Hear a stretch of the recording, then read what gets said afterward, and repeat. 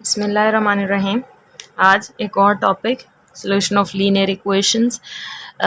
जब दो से ज़्यादा इक्वेशंस दी हुई हों हमारे पास, मसावातें दी हुई हों और उनको वो हल करने के लिए कहें कि इसमें से मुतग़य्यरात की कीमतें निकाल के बताएं कि इसमें एक्स वाई और जी या कोई भी मुतग़य्यरात जो हमें दिए हुए हैं वेरिएबल्स, उन की कौन सी वैल्यूज़ निकालें जो इन तीनों इक्वेशंस पे या जितनी भी इक्वेशंस दी हुई हैं उन पे सेटिस्फाई करें।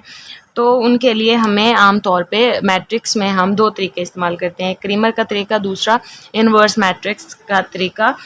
तो आज हम इन इक्वेशंस को क्रीमर के तरीके से हल करना सीखते हैं कि किस तरह से हम इनके आसानी से इनको हल कर सकते हैं और एक्स वाई जी की एक ही कीमत मालूम कर सकते हैं जो तीनों इक्वेशंस को सेटिस्फाई कर सके। सबसे पहले हमने क्या चीज़ करनी है कि हमने मैट्रिक्स बना लेने हैं इनके अलग अलग। सबसे पहले एक्स वाई और जी जो भी मुतग़य्यरात आपके पास इस्तेमाल हो रहे हैं उनके कोफिशिएंट्स का मैट्रिक्स बना लेना है आपने। एक्स के साथ कोई कोफिशिएंट नहीं है, हम 1 लिखेंगे, वाई के साथ कोई नहीं है, 1 लिखेंगे। 1 2 1 1 1 -1 एंड 2।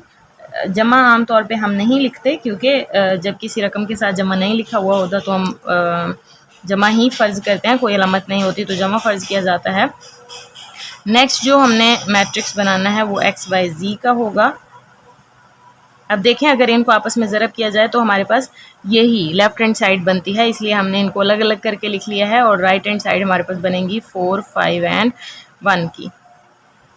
ठीक हो गया जी। नेक्स्ट है हमारे पास नेक्स्ट हमने सबसे पहले की जो चीज़ करनी है वो ये है कि हमने ये जो पहला मैट्रिक्स है इसको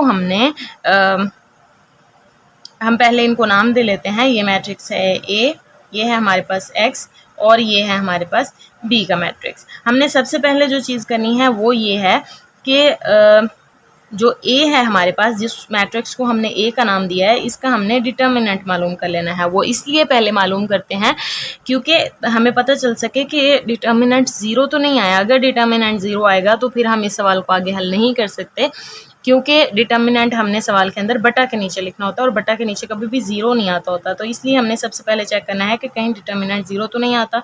1 1 1 2 1 1 1 -1 एंड 2, ये हमारे पास रकम आ गई। इसको हमने हल करना है। सबसे पहले हम इस एंट्री को उठाएंगे तो हमारी ये वाली और ये वाली रो कॉलम कैंसिल हो जाएंगे, बाकी हमारे पास ये रकम बचेगी 2 1 the 1 into 2 1 the 2 and 1 1 the 1 minus के साथ, और माइनस फार्मूले का भी होता है तो ये हमारे पास इस तरह से आ जाएगा। नेक्स्ट है हमारे पास ये वाला 1 हम ले लेते हैं। ये वाला इस तरफ से भी हम ले सकते हैं, इस तरफ से भी, वो हम पे डिपेंड करता है कि हम रो वाइज एक्सपेंड कर रहे हैं या कॉलम वाइज। ये हुआ जी हमारे पास -1। फर्स्ट एंट्री जो होती है फार्मूले के हिसाब से फर्स्ट जो भी हम एंट्री लेते हैं वो प्लस की होती है, सेकंड माइनस की, थर्ड प्लस, फोर्थ माइनस की, इस तरह से ये इवन वाइज चलता है। नेक्स्ट हमारे पास हुआ जी इसको और इसको हमने एलिमिनेट कर दिया, बाकी हमारे पास 2 2 द 4 1 1 द माइनस का 1 बच गया। नेक्स्ट है जी हमारे पास इस 1 को एलिमिनेट कर दिया हमने, ये रो और ये कॉलम ख़त्म हो गया, बाकी हमारे पास ये बचा 2 1 द, यहाँ पे हम पहले +1 लिखेंगे। नेक्स्ट हमारे पास होगा 1 1 द 1 एंड 2 1 द -2। इसको अगर हम सॉल्व करें तो ये हमारे पास बनता है minus minus plus 2 + 1 3 3 1 the 3। Next is 4 -1 3 3 1 the 3 minus का, और ये हुआ जी minus minus plus 2 + 1 3 3 1 the plus का 3 आ गया हमारे पास। यानी कि हमारे पास आंसर जो आता है वो आता है 3। यानी कि ये नॉन सिंगुलर है, यानी ये ज़ीरो के बराबर नहीं है आया हमारे पास डिटर्मिनेंट, मतलब हम इसको आगे मज़ीद हल कर सकते हैं। नेक्स्ट अब हम आगे चलते हैं इसको सॉल्व करने के लिए। अब हमने इसमें ए एक्स मालूम करना है, ए एक्स डिटर्मिनेंट। पहले हम ए एक्स का कॉलम बना लेंगे। ए एक्स का क्या मतलब होता है, जो हमारे पास ए का कॉलम है उसके अंदर हमने फर्स्ट एंट्री, जो हमारे पास फर्स्ट कॉलम दिया हुआ है उसको हमने हटा के उसकी जगह पे हमने बी का कॉलम रखना होता है। तो ए एक्स का जो हमारे पास नया कॉलम बनेगा वो हमारे पास होगा जी 4 5 1 1 1 -1 1 1 एंड 2। तो जी नेक्स्ट जो हमने करना है, ये कॉलम हमने ए एक्स का बना लिया, जिसमें हमने ए के मैट्रिक्स में फर्स्ट कॉलम की जगह पे हमने बी का कॉलम रख दिया था, और अब उसका डिटर्मिनेंट मालूम कर लेना है। डिटर्मिनेंट में हमने 4 इंटू 2 1 द 2 1 1 द 1 माइनस फार्मूले वाला और माइनस ये प्लस हो गया plus 1। Next is -1 5 2 the 10 1 1 the -1 और नेक्स्ट हमारे पास हुआ 1, इसमें प्लस आएगा, ये ख़त्म हो गया 5 1 द -1 एंड 1 1 द -1। इसको अगर हम सॉल्व करें तो ए एक्स की हमारे पास वैल्यू आती है 2 + 1 3 4 3 द 12 10 -1 9 9 1 द -9 ही रहेगा। 5 + 1 6 माइनस का 6 1 द -6। तो अगर हम इसको सॉल्व कर लें तो ये हमारे पास आता है 12 -15, 15 में से 12 चले जाएं तो ये हमें आंसर देता है -3। तो हम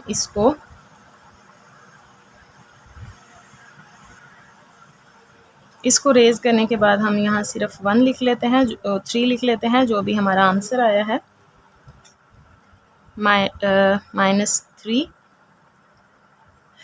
ए वाई। अब हमने करना है, वाई का मतलब है सेकंड वाला कॉलम, इसमें 1 2 1 वैसे ही रहेगा, और सेकंड वाली की जगह पे 4 5 1 लिख लेंगे, और थर्ड वैसे का वैसे रहेगा 1 1 एंड 2। तो इसको अगर हम सॉल्व करें 1 के लिए, 5 2 द 10 -1 1 द 1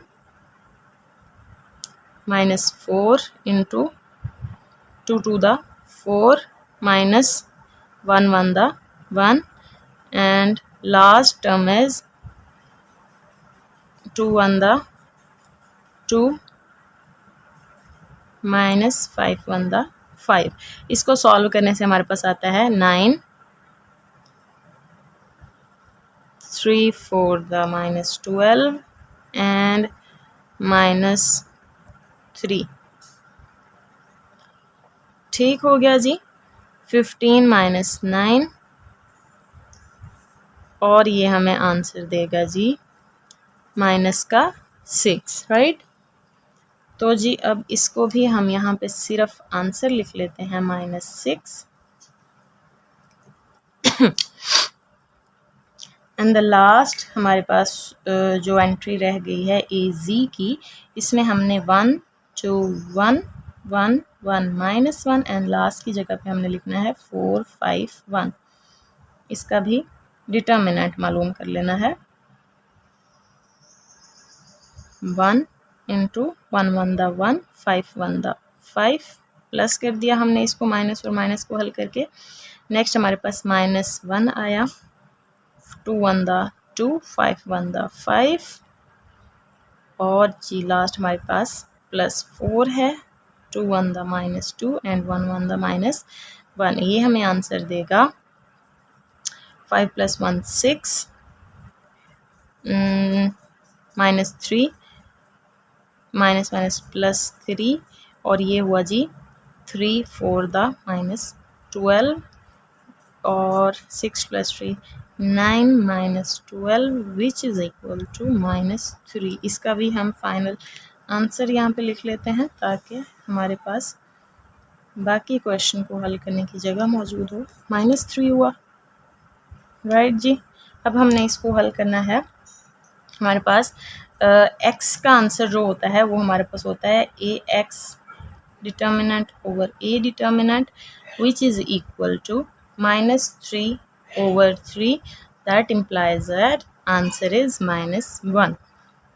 y बराबर होता है जी A y determinant over A determinant which is equal to -6/3 which implies that our answer is -2 and for the last term